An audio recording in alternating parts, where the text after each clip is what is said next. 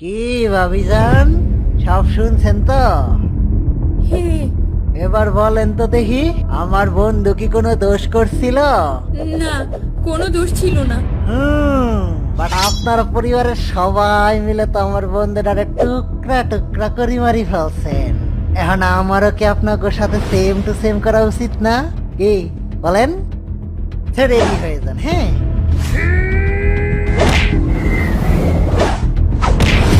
তুমি ঠিক আছো তো বউ?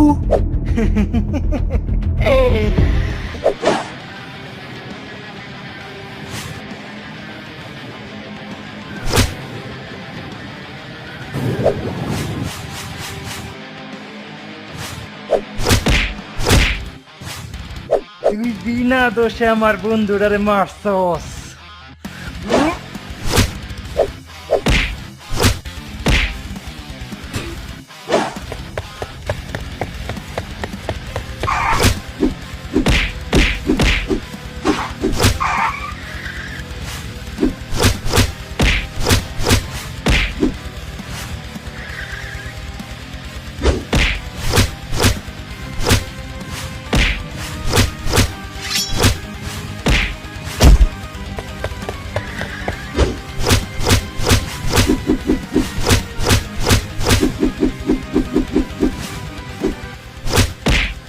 তুই আমার মাকে মেরেছিস, আমার ভাইকে মেরেছিস, আমার সব ছেলে মেয়েকেও মেরে ফেলেছিস।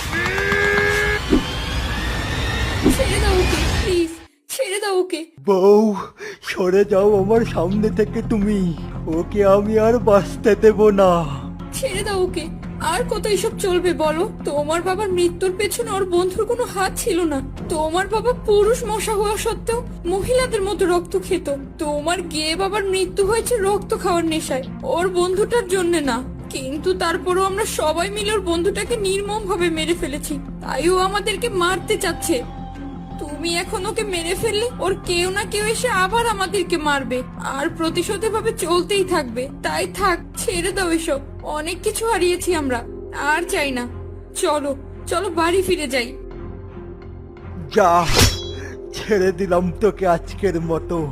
কিন্তু মনে রাখিস, জীবনে যদি কোনোদিন তুই আমার সামনে আর আসিস, ওই দিনই দুনিয়াতে তোর শেষ দিন হবে। আমি আর তুই আজ থেকে ইকুয়াল ইকুয়াল। চলো বউ আমার, আবার কয়েকটা বাচ্চা পয়দা করতে হবে।